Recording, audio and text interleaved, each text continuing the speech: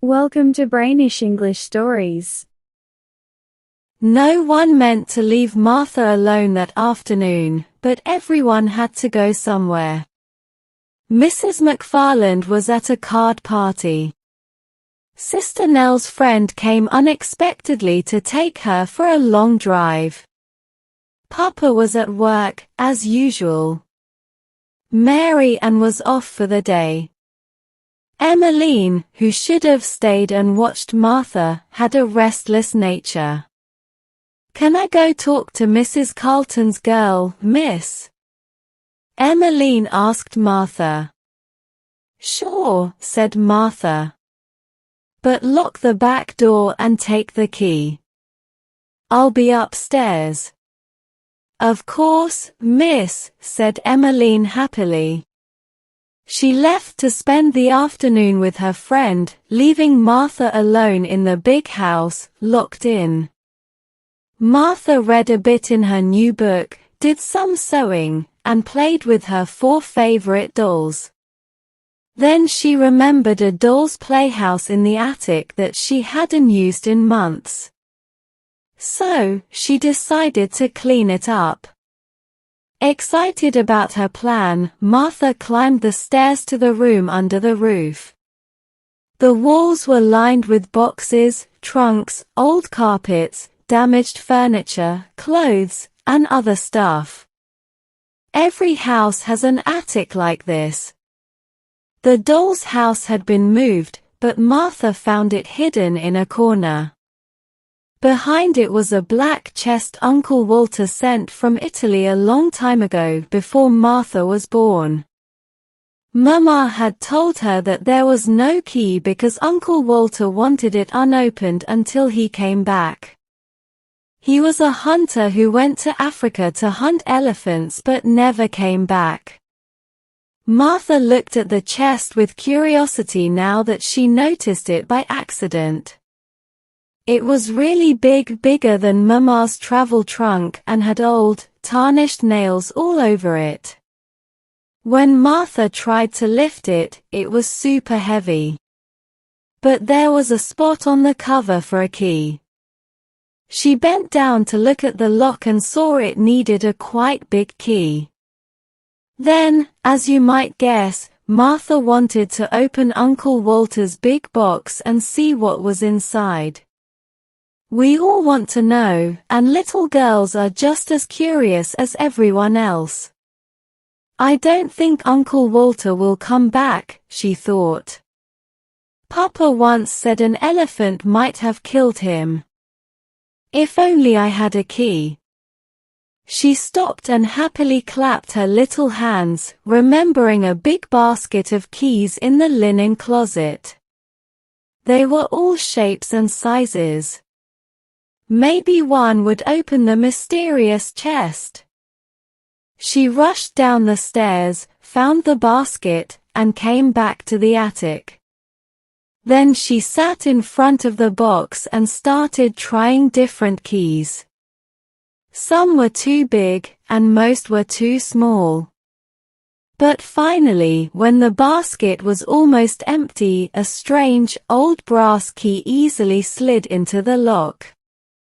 With a joyful cry, Martha turned the key with both hands. She heard a sharp click, and the heavy lid opened on its own. Martha leaned over the chest for a moment. The sight made her step back in surprise. Slowly and carefully, a man unfolded himself from the chest, stood on the floor, stretched, took off his hat, and politely bowed to the amazed child. He was tall and thin, with a face that looked really tanned or sunburned. Then another man came out of the chest. He was medium-sized, and his skin seemed as tanned as the first man's. While Martha looked in amazement, a third man crawled out of the chest. He had the same tan as the others but was short and chubby.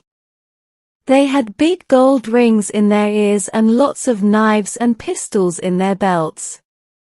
"Wow, you are heavy," said the chubby one, fixing his velvet jacket and brushing dust off his sky blue pants. "And you squashed me all out of shape." "It couldn't be helped, Luigi," said the thin man, lightly. "The chest lid pressed me down on you. But I do apologize." "As for me," said the medium-sized man, casually rolling a cigarette and lighting it, "I've been your closest friend for years. Don't be grumpy." "You can't smoke in the attic," Martha said, getting back her composure at the sight of the cigarette. "You might start a fire in the house." The medium-sized man, who hadn't noticed her before, turned to the girl and bowed. "Since a lady asks, I'll stop my cigarette," he said, throwing it on the floor and putting it out with his foot. "Who are you?" Martha asked, no longer too amazed to be scared. "Allow us to introduce ourselves," said the thin man, waving his hat gracefully. "This is Luigi," the chubby man nodded, "and this is Benny," the medium-sized man bowed, "and I am Victor. We are 3 bandits, Italian bandits." "Bandits?" Martha exclaimed with a horrified look. "Exactly. Maybe there aren't 3 other bandits in the whole world as terrible and fierce as us," said Victor, proudly. "That's right," the chubby man nodded seriously. "But it's wrong," Martha said. "Yes, indeed," Victor replied.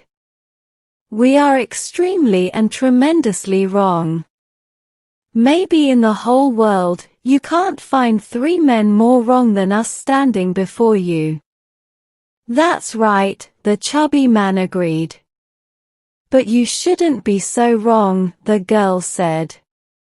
It's bad." Victor looked down and blushed. "I never thought," Victor murmured with a voice full of emotion, "to be so criticized, and by a lady. But maybe you spoke without thinking. You have to understand, miss, our wrong actions have a reason. How can we be bandits unless we are wrong?" Martha was confused and shook her head thoughtfully. Then she remembered something. "You can't be bandits anymore," she said, "because you're in America now." "America," the 3 exclaimed together. "Of course. You're on Prairie Avenue, in Chicago. Uncle Walter sent you here from Italy in this chest." The bandits looked very confused when Martha told them this. When he felt a bit better, Victor spoke. "Your Uncle Walter has really hurt us," he said, upset. "He took us from our beloved Italy, where bandits are well respected, and brought us to a strange country where we won't know who to rob or how much to ask for a ransom." "Maybe Uncle Walter wanted to change you," Martha suggested. "Are there no bandits in Chicago?" Victor asked. "Well," the girl said, blushing a bit, "we don't call them bandits." "Then what will we do for a living?" Benny asked, feeling hopeless. "A lot can be done in a big American city," Martha said. "My father is a lawyer," the bandits shuddered, "and my mother's cousin is a police inspector." "Ah," Victor said, "that's a good job." "Then you could do other things," Martha said, encouragingly. "You could be drivers on trolley cars or workers in a department store. Some people even become city officials to make a living." The bandits sadly shook their heads. "We aren't good at that kind of work," Victor said. "Our job is to rob." Martha tried to think. It's quite hard to get jobs in the gas office, she said, but you might become politicians. No. Benny cried fiercely, we must not give up our important job. We've always been bandits, and we must stay bandits. Even in Chicago, there must be people to rob, Victor said cheerfully. Martha was upset. I think they've all been robbed, she objected. Then we can rob the robbers because we have more experience and talent, Benny said.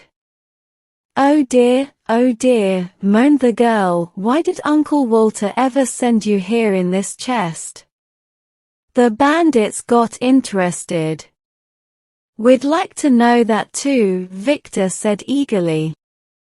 But no one will ever know because Uncle Walter got lost while hunting elephants in Africa, she continued, convinced. Then we have to accept our fate and rob as best as we can, said Victor. As long as we stick to our beloved job, we don't need to be ashamed. That's right, the Chubby Man agreed. Brothers, let's start now. Let's rob the house we're in. Great, shouted the others and jumped to their feet. Benny turned to the child, looking threatening. Stay here, he ordered. If you move, it's your own fault if something happens. Then he added more gently, don't worry, that's how all bandits talk to their captives. But, of course, we wouldn't hurt a young lady under any circumstances. Of course not, Victor agreed. The Chubby Man took out a big knife from his belt and waved it around his head. Blood, he exclaimed fiercely. And then the three bent themselves nearly double and crept silently down the stairs with pistols in their hands and knives between their teeth, leaving Martha trembling with fear, too horrified to even call for help. She didn't know how long she stayed alone in the attic, but eventually, she heard the cat-like steps of the returning bandits. They were coming up the stairs one after another. All three carried loads of stolen things. Oh, joy! Victor said, putting down his load. It's nice to steal again. We have a lot of wealth, Victor continued. All from one house. This America must be a rich place. With a dagger, he cut himself a piece of the pie and gave the rest to his comrades. All three sat on the floor and ate the pie while Martha watched sadly. We should have a hideout, Benny suggested. We need to store our loot in a safe place. Do you know of a secret hideout? He asked Martha. There's a mammoth cave, she answered, but it's in Kentucky. You'd have to ride on the cars for a long time to get there. The three bandits looked thoughtful and munched their pie quietly. But the next moment, they were startled by the ringing of the electric doorbell, clearly heard even in the distant attic. What's that? Victor demanded in a hoarse voice as the three got up with drawn daggers. Martha ran to the window and saw it was just the mailman, who had left a letter in the box and gone away. But the incident gave her an idea of how to get rid of her troublesome bandits. She started wringing her hands as if in great distress and cried out, "It's the police!" The robbers looked at each other with real fear, and Luigi asked, shaking, "Are there many of them?" 112. Martha exclaimed, pretending to count them. Then we're done for. Benny said, because we could never fight so many and survive. Are they armed? Victor asked, shivering as if cold. Oh, yes, she said. They have guns, swords, pistols, axes, and what? Demanded Luigi. And cannons. The three wicked ones groaned, and Benny said in a hollow voice, I hope they kill us quickly and don't torture us.